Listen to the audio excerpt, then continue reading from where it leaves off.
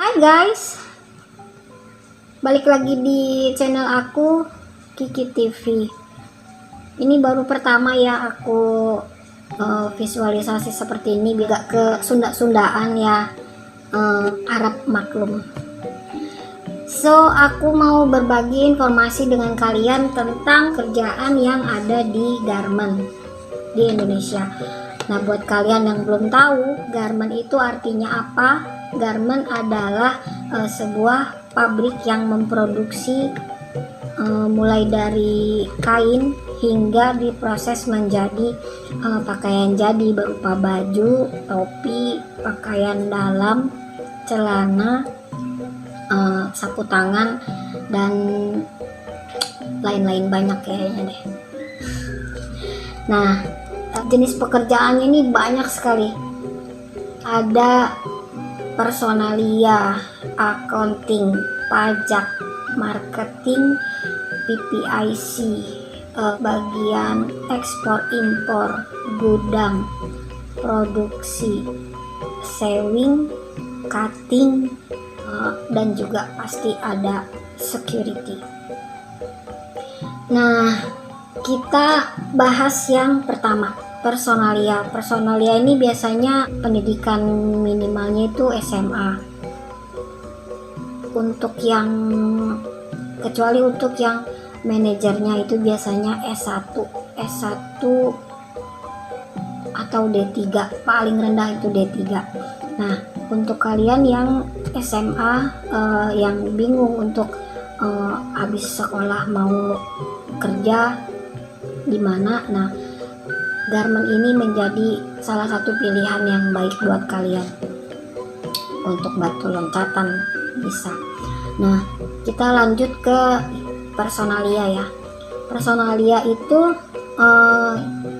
adalah divisi yang pertama kali kalian temui kalau kalian ngelamar kerja. Lamaran pekerjaan kalian tuh dicek pertama kali oleh bagian personalia ini. Mereka juga yang menentukan apakah kalian layak atau tidak bekerja di situ. Ya, tadi yang pertama personalia sudah, lalu kita bahas accounting. Nah, accounting ini pekerjaannya adalah mencatat pengeluaran dan pemasukan pabrik secara harian, lalu melaporkan kepada atasan. Nah, accounting ini juga yang bertugas menghitung gaji karyawan. Selain itu juga accounting biasanya pergi ke bank gitu untuk membayar tagihan listrik, bayar tagihan aksesoris, dan lain-lain gitu. Biasanya kalau di pabrik kecil dia nggak terlalu ketat gitu, jadi apapun jurusannya, misalnya kalau kalian kuliah gitu tetap bisa masuk asalkan pada waktu tes kalian bisa lulus begitu. Nah, lalu untuk staf administrasi ini biasanya pekerjaannya adalah mengurus data absensi karyawan secara harian. Jadi dasarnya untuk menghitung gaji yang dihitung oleh accounting tadi ini adalah absensi yang dibuat oleh staf administrasi. Administrasi juga biasanya SMA atau D1 atau D3.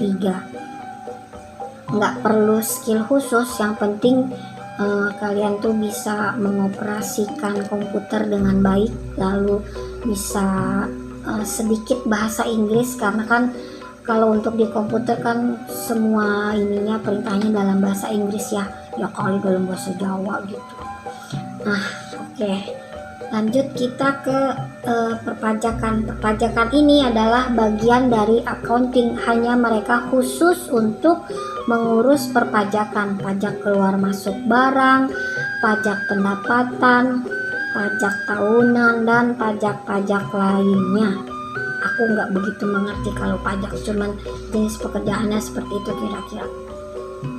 Nah, lalu marketing ini jangan kira kalian pikir di pabrik juga nggak ada marketing? Ada marketing, cuman mereka nggak seperti marketing di retail atau di jenis usaha yang lain, jadi menawarkan barang atau menjual apa atau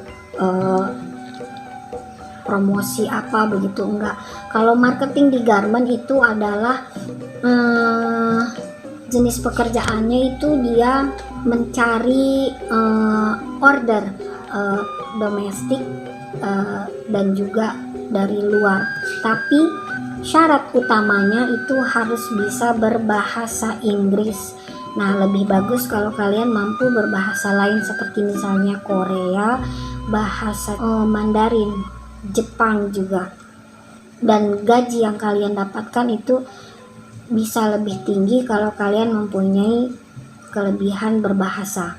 Nah, untuk marketing ini sendiri biasanya berkomunikasi itu melalui telepon, fax atau email. Makanya tadi syarat utamanya adalah harus bisa berbahasa asing ya, bahasa Inggris, karena ini berkomunikasi dengan dunia luar begitu. Nah, lalu kita ke yang berikutnya, yaitu PPIC. PPIC itu saya sendiri nggak ngerti ya kepanjangannya PPIC apa ya, kayaknya Pre-Production Internal Control deh, apa Industry Control, pokoknya PPIC. Nah, itu PPIC itu berkaitan dengan marketing. Jadi bahasa kasarnya itu yang ngebantuin marketing gitu. Jadi biasanya setelah marketing dapat order itu dikasih ke PPIC untuk ditindaklanjuti, untuk diproses. Jadi PPIC ini yang bikin order sheet. Jadi itu teh kayak selembar kertas, itu lembar perintah untuk diteruskan ke bagian produksi. Jadi misalnya kita dapat order baju anak-anak, nah di order sheet itu ada gambar bajunya, ada jenis bahannya, ada jenis benang yang dibutuhkan, lalu untuk packingnya bagaimana, pakai polybag apa, pakai karton box apa, ukurannya berapa begitu. Sesudah mendapatkan persetujuan dari marketing atau dari atasan, itu baru boleh diturunkan ke produksi gitu. Nah, PPIC juga itu yang menentukan benangnya itu mau pakainya berapa banyak. Jadi yang menghitung kebutuhan untuk produksi adalah PPIC. Salah satu contohnya adalah benang. Nah, di video selanjutnya nanti aku akan kasih tahu kalian bagaimana cara menghitung pemakaian benang, kebutuhan benang untuk setiap jenis baju. Nah, purchasing ini jenis pekerjaannya pembelian dalam arti misalnya gini, dari PPIC ini udah kasih tahu gitu, dari untuk produksi baju itu butuh benangnya sekian kones dalam satu baju, dikali misalnya dapat ordernya untuk 1000 piece, berarti dikali 1000 piece hasilnya misalnya 25 kones dan warnanya adalah misalnya hijau gitu. Nah, si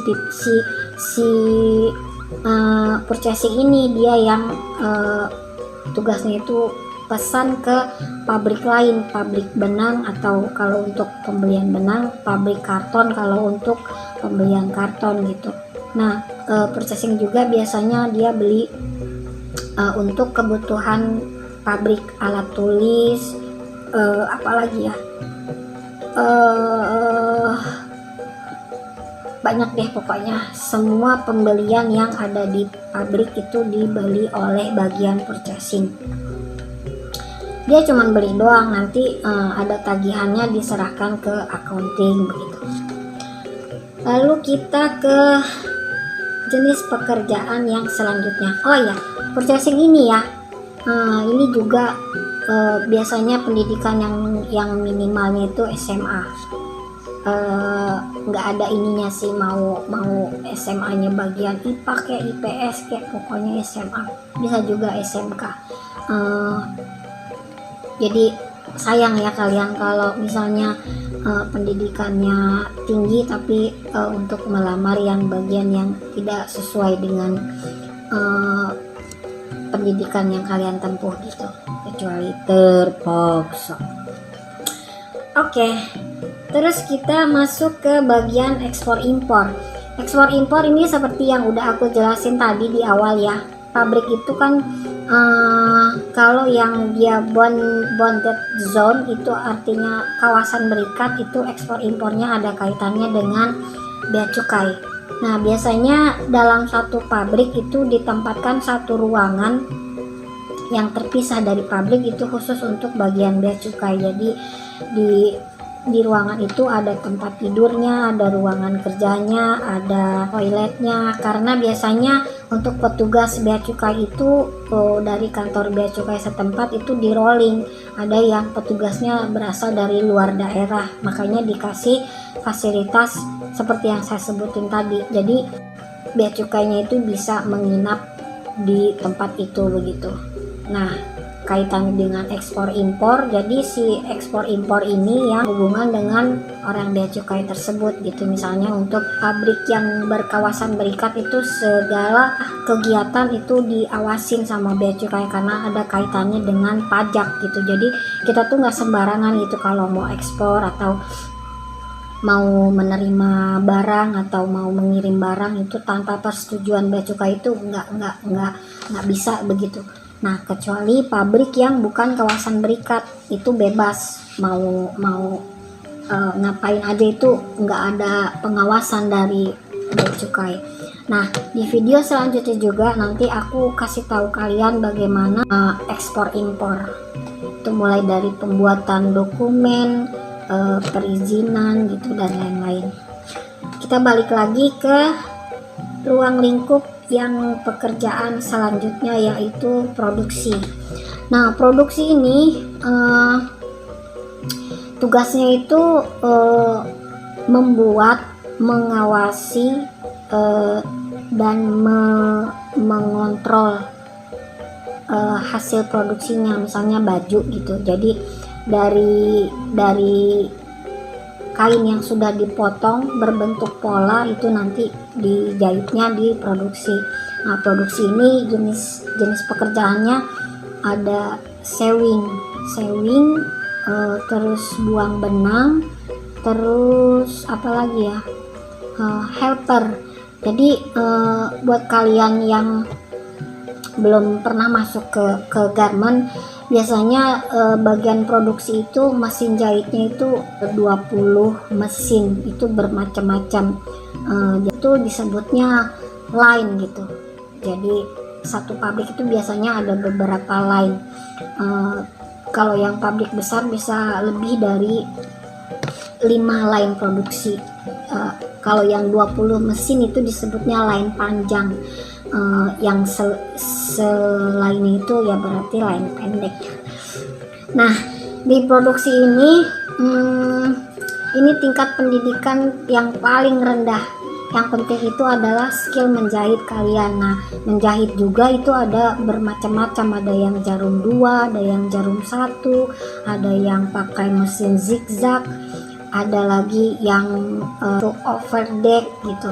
Nah, buat kalian yang ada skill menjahit itu kalian bisa melamar pekerjaan di bidang ini, dan pekerjaannya juga itu karena menjahit ya, jadi duduk terus dari awal jam 7 masuk sampai jam 12 istirahat, lalu sambung lagi jam 1 sampai jam 4, itu kalian terus-terusan duduk dan di target. Jadi 1 jam kalian bisa menghasilkan berapa lembar jahitan gitu. Nah, di produksi ini juga ada bagian buang benang. Buang benang ini dia biasanya berdiri di samping line produksi. Kalau kalian yang nggak kuat lama-lama berdiri, aku saranin nggak usah ngelamar pekerjaan untuk bagian ini, karena itu kaki kalian itu kerasa bagaimana ya, berdiri dari pagi sampai sore.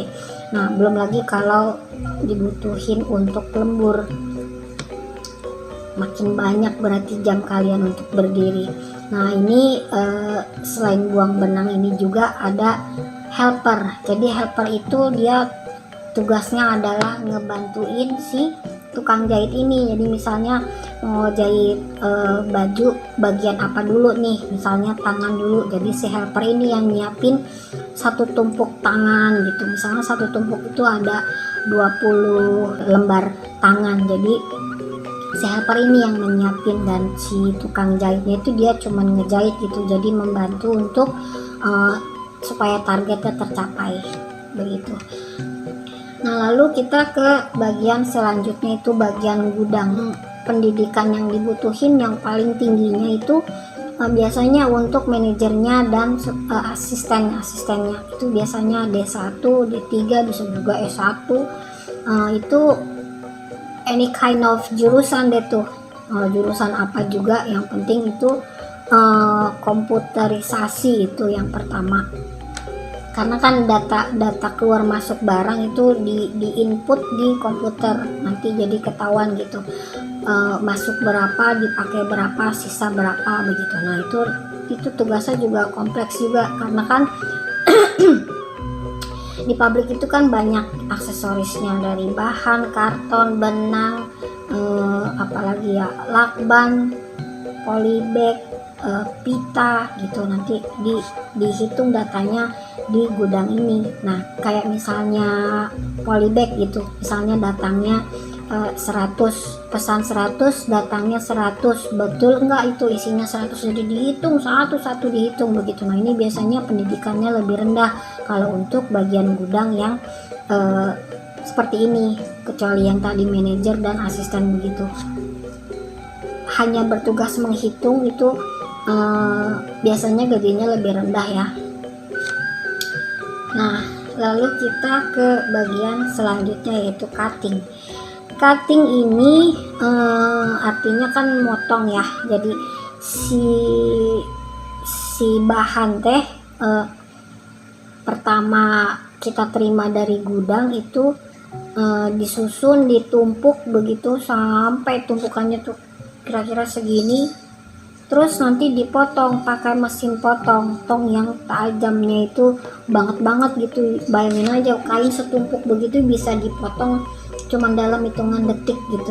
Itu dipotong sesuai dengan pola yang sudah dibikin begitu. Nah, si cutting ini juga itu juga ditarget. Jadi satu hari itu bisa memotong berapa banyak begitu, biasanya ditarget juga. Nah, lalu kita ke bagian packing. Itu secara harfiahnya adalah apa ya, mengemas ya. Jadi kalau di packing itu SMP bisa, SD juga bisa, SMA, karena biasanya kalau untuk packing itu dia lebih gesit gitu, jadi nggak orang yang kelemar gitu biasanya nggak dipakai kalau untuk di packing, karena kan packing itu pekerjaannya adalah mengemas baju yang kita terima dari produksi gitu. Jadi digosok, dilipat, terus dibungkus, dimasukin dalam karton box, terus baru diekspor begitu. Jadi kalau yang kelemar begitu, bisa kalian bayangin gak sih kalau lagi ngegosok itu kelemar, apa mau beres gitu ya kan. Nah, lalu kita ke bagian yang terakhir satpam, security. Satpam mah kayaknya nggak selalu lulusan dari sekolah yang satpam sekolahnya apa ya, kayaknya nggak juga deh. Yang penting itu namanya badannya gede gitu, terus pemberani. Segitu aja video aku kali ini. Makasih udah nonton, sampai ketemu di video selanjutnya. Assalamualaikum.